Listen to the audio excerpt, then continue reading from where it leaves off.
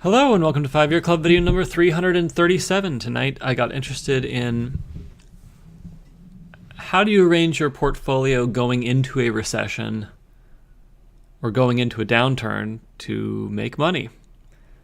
And, the obvious thing that you can do is just like sell all your stocks and have nothing but cash and just wait. And then everything falls a bunch. At least the equities fall faster than the cash. And then when things have fallen a bunch, let's say because the historical average is 40%, at the 40% mark you buy everything and then you enjoy a rapid rise and an excellent overall return. At least in theory, that's how it works. In practice, though, there are a lot of things that may make you think that there's a recession or a market downturn that never end up causing that kind of crash.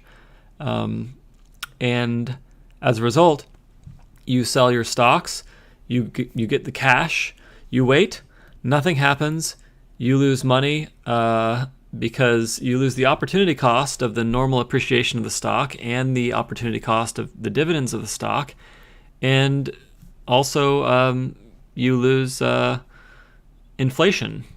Everything becomes more expensive, but your money remains the same, and so your money is diluted that way. And that's what happens to most investors. Nevertheless, even if there are obviously huge concerns about timing, you want to know, what are other people thinking? What are other smart people thinking? People smarter than me? Why do they think that? And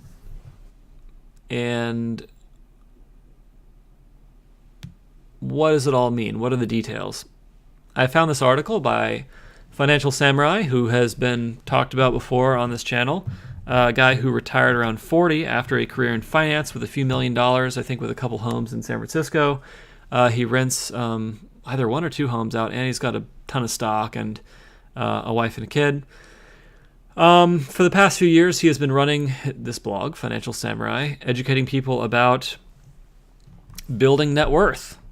And so I have a lot of respect for him, and this is his article about how to make lots of money during the next downturn. All right.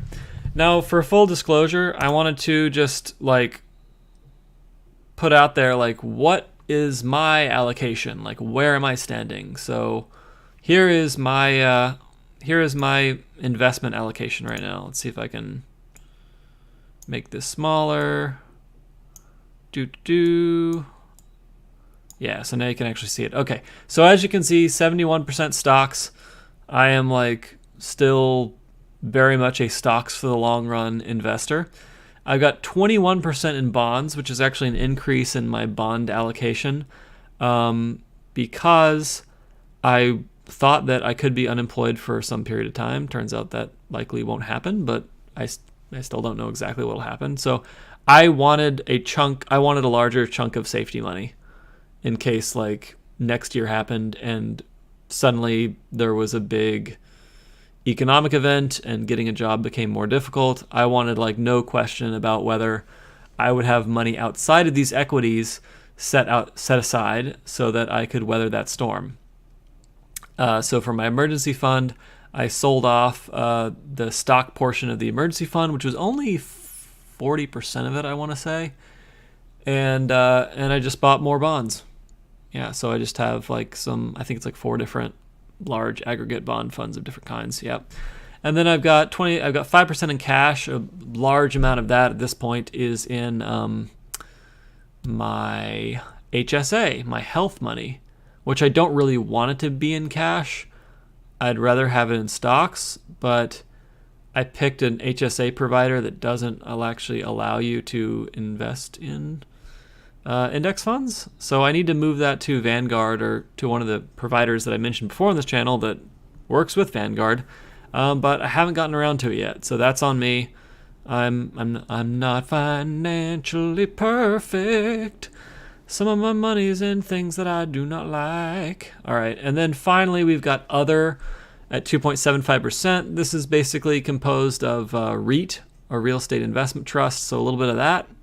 And then Lending Club. I got about $1,000 in Lending Club. So yeah, that's that money is slowly being drained out of Lending Club and being turned into stock or bond money. But at this point, I really don't want to increase the bonds. I really want to just grow this stock portfolio to a mammoth size, no matter what. And maybe get more like, because right now I'm just straight up index funds. I want to get more of a dividend strategy, a dividend aristocrat strategy, buying low PE ratio, old companies that throw off big dividends. That is appealing to me. So these are the underlying investments of the person talking to you about this article tonight. So whether whatever I say during the article, this is what I'm actually doing. So, hold me accountable for it. Either it's going to be consistent or you're going to think, well, he's kind of full of crap when he talks about that. I'm also not planning on making any big changes to this portfolio in the near term. I think the most that I might do is probably if I got a job I thought was super stable, I would probably sell off some of these bonds and just buy more stock. And if it drops, then it drops, but I have a job, so, not such a big deal. Okay, so Financial Samurai, how to make lots of money during the next downturn. During the last downturn, I lost about 35% of my net worth. I don't plan on doing that again. Losing 35% is not as bad as the S&P 500 losing 60% during its worst period, but it still hurts like hell due to the speed and absolute dollar amount of the loss. Realistically, my target scenario during a recession is to stay flat, neither make nor lose money. But my blue sky scenario is to actually try and make lots of money as the world collapses all around. Here's how I plan to do it and how you might too if you've accumulated enough money or are planning to retire within the next 5 years. And again, this is from June 2018, this article. Number 1, be okay with no longer making money. The first step to making money during the next downturn is to be okay no longer making money during an upturn. In other words, you must methodically sell off risk assets like stocks and real estate the longer we go in the cycle. It hurts to miss out on gains, but missing out on gains is the only way to not lose money. Your goal is to time your asset allocation so that you have the least amount of risk exposure when the cycle turns. The problem, obviously, is that nobody knows when the cycle will turn. To get a better idea of where we are in the cycle, it's important to study history and make an educated guess. Bull markets last, on average, about 97 months, 8 years, each, and gain an average of 440 points in the Standard & Poor's 500 stock index. By comparison, bear markets since the 1930s have an average duration of only 18 months, 1.5 years, and an average loss in value of about 40%. If we are to say the recovery began in 2010, then 2018 is the 9th year of the current cycle. With the Fed starting to tighten, valuations close to all-time highs, and earnings growth slowing down, we can conclude that it's logical to start taking some risk off the table. What's every peak typically followed by? United States household net worth share of personal disposable income. And we see peak, trough. And we are high again. Number 2, be at least neutral when the cycle turns. It seems likely there will be a recession before the end of 2020, 11-year cycle. Therefore, you want to move mostly to cash and CDs before then, or have short positions that outweigh your long positions at the very end of the cycle. Remember, even if you move to 100% cash or CDs, you are still going to make a guaranteed 3% on your money each year based on today's risk-free rate. You must weigh your guaranteed return against the possibility of missing out on further gains or possibility of losing money. If you have already made over a 200% return in the stock market since 2010, is it so bad to only make 3% a year instead of 8% a year if you have to take more risk? If your property equity is up 500% since 2012, do you really want to pay 3 more years of property tax, mortgage, and maintenance expenses if prices might stay flat or go down 20%? These are some of the questions you should ask yourself. Number 3, take some risk and go net short. The only way to make a lot of money in a downturn is to take risk. This means losing money if the downturn never comes. I'm going to repeat that. This means losing money if the downturn never comes. So, this article is about how to make money during the next recession, but there are plenty of ways to screw this up. And me personally, I'm not confident that I can time the market and not screw up this guy's strategy. Maybe in the future I could become more confident about it, but I am not at all confident now. There's too much of a history for me just selling things when I shouldn't sell things, and then being upset that I sold them. So I have never regretted any of the things that I've just held forever.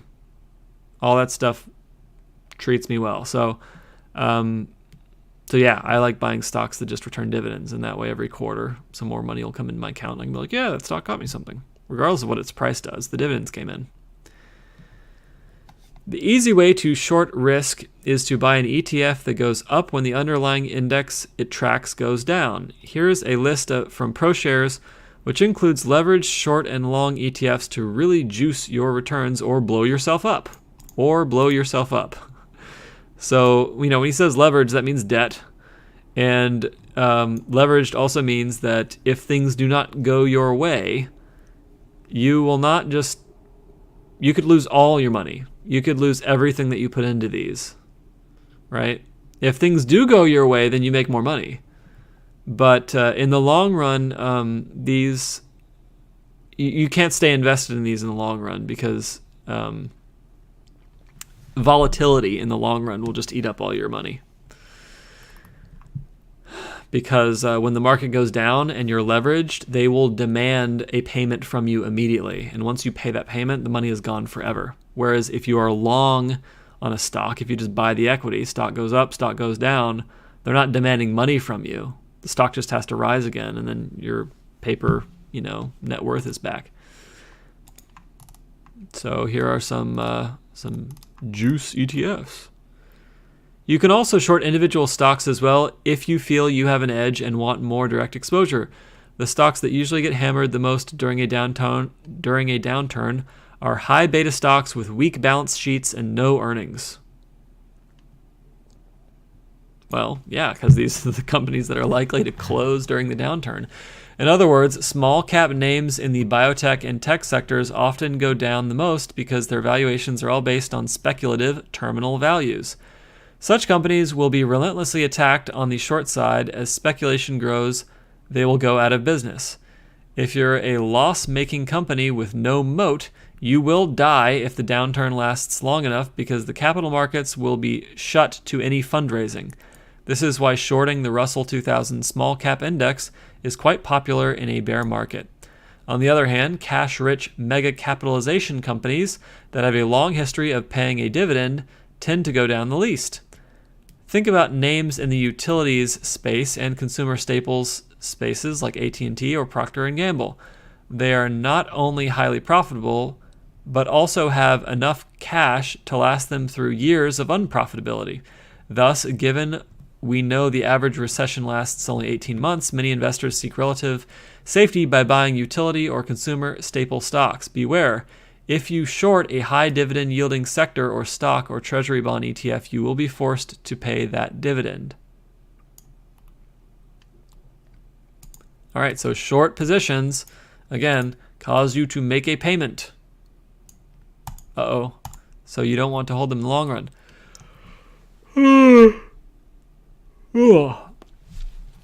Go long I should clarify a little bit here, right? So paying the dividend, that's a different thing from being leveraged. When you're leveraged, you make a payment when the bet does not go your way because you have to cover the debt that you have to the person who is supporting your leverage. With paying this dividend, it's a contract with someone, and the contract says that the stock is supposed to provide a dividend, and now that is you providing that dividend.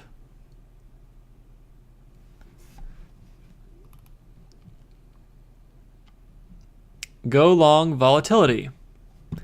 You can also go long volatility by buying a volatility ETF such as VXX. During the early 2018 10% sell-off in the S&P 500, during the early 2018 10% sell-off in the S&P 500, I'm not sure there should be a comma there, but maybe there should. That's an interesting grammar rule. The VXX doubled from $25.68 to $50. Just beware that going long volatility for the long term is a losing proposition due to a thing called decay. The chart below is a 5-year history of the VXX. Notice how the price was $1,090 back on August 1st, 2013. Today it's only 33% for a 97% loss. In other words, you can only go long volatility for brief periods of time, less than a couple of months, before the structure of the investment drags you down. Go long U.S. Treasuries. When the world is collapsing, investors tend to seek the safety of U.S. Treasury bonds. Two of the most common ETFs to buy are IEF, iShares 7+ year Treasuries, and TLT, iShares 20+ year Treasuries. Buying TLT will give you more upside in volatility, given longer duration bonds are more sensitive to interest rate changes. Notice how TLT spiked from 92.83 on August 1st, 2008 to 119 on December 1st, 2008, plus 28% during the depths of the financial crisis. There have been several more 20% plus trading opportunities since 2008 due to geopolitical risk, policy risk, and further stock market sell-offs. It's interesting to note that even if you had bought TLT at its high during the crisis, you're back to even today while earning a steady 3% annual yield. Go long gold. Gold is a hard asset that also tends to do well during a downturn. Even though gold generates no earnings and provides no dividends, it's a commodity that can be traded. The more dire the economic situation, the more valuable hard assets become. The largest, most popular gold ETF is GLD, followed by IAU. As you can see from the GLD historical chart below, it did phenomenally well from October 1st, 2008 up until early 2012, plus 170%, before fading as the bull market took off. If you invest in gold for the long term, it's important to understand global demand and supply dynamics and take a view on the US dollar, since gold is denominated in US dollars. Gold is an imperfect hedge. Go long on yourself. And I'm more a fan of this strategy. The people who don't lose their jobs in a recession are those who are too valuable to their firms. Therefore, build enough skills, client relationships, and internal goodwill to be forever employed. You are likely your largest moneymaker. Going to business school part-time was one of my best moneymakers because not only did I build new skills, my firm felt they had invested too much in me by paying 85% of my tuition to just let me go. They wanted their 3 years of indentured servitude in return for tuition assistance. Besides getting more formal education, you should put some time aside each week to exercise your creative mind. Maybe you'll write a counter-cyclical book, or come up with a song that earns royalties, or start a website that earns advertising revenue about your favorite hobby. These extra engines could blast off into financial space. Thanks to Financial Samurai, my overall net worth has outperformed the S&P 500 and San Francisco real estate since it began in 2009. The easiest way to make money in a downturn. Shorting the market long-term is a losing proposition due to population growth, ever-growing demand, dwindling supply, and inflation. It's the same concept as renting long-term. If you want to short the market, you must be disciplined to short for only a short duration of time. It could be only 1 week if you are buying volatility, or at most 2 years if you are shorting the S&P 500. During this shorting time period, you will likely lose money as your timing will be imprecise. As a result, many investors looking to hedge against a downturn build a portfolio of longs and shorts and rebalance their net exposure whenever they feel more bullish or bearish. But in such a scenario, you might lose on your longs and shorts as well. Given you can mistime the market in both directions and none of the investments above are perfect hedges, the easiest way to make money during a downturn is to go long cash or cash equivalents like CDs. You can lock in a 12-month CD right now for 2.5%, which is awesome compared to just several years ago. Making a guaranteed return of 2.5% may not sound like much, but it will feel like a fortune if your risk assets correct 20% or more. If you can concurrently build outside income sources while you de-risk, then all the better. For those of you who are under 40 or who have at least 20 years of work left in you, you might as well keep taking risk based on a more traditional asset allocation model. Long-term investments such as the S&P 500 and real estate tend to go up and to the right. When you combine not spending money with long-term compounding, you will get rich beyond expectations. For those of you who have enough money to be happy, taking excess risk is unnecessary. Once you've made your money, the key is to keep it. My plan is to continue de-risking until I have, and I should mention he's over 40, and he is retired from his full-time job, but still making money through Financial Samurai, so he doesn't need his investments to do as well. My plan is to continue de-risking until I have no more than 30% of my net worth in risk assets by 2020. Sounds conservative, but I can happily live off 3% a year without ever touching principal. So, oh boy. So that's this guy's idea of what to do. Those are his thoughts on it. I am firmly in the invest in yourself category, and basically, have a reasonable equity bond portfolio, which to me means you want at least 80% in equities. So obviously I am not there yet. I'm at 70% in equities. So I need to work on that. I need to square with my stuff. But the key, I think, to making money out of recession is you need to have enough cash flow that you're not spending. So you need to have a low spend, low fixed costs, and a high enough income that you can continue buying large amounts of discounted assets during the recession and as the stocks go back up. And if you can do that, then you will make up for the losses that your equity portfolio suffers, and you will be fine in the long run. So yeah, that's what I recommend. I don't recommend selling all your equities and holding cash until the market drops by 40%, because it could be the market drops by 20% and then it comes back up, and now you've just missed out on those dividends, and you've also missed out on these stock buying opportunities, because obviously if you are holding a cash portfolio, it's not because you think that buying stocks right then is the winning move. It's because the market fell by 20%, it came back up by 10%, you thought it might fall another 30%, you were wrong, it just kind of goes back up, and then maybe you buy stocks at 105 that you sold at 100. So yeah, then you sold low and bought high, which is not what you want. All right, well, that is it for video number 337. I hope you enjoyed it. I hope this has you thinking about what's going to happen during the next recession, so it doesn't take you by surprise, so you have a game plan for it, and so you feel good about your financial life, even when some things are not going to be sunshine, lollipops, and rainbows. Have a fabulous evening.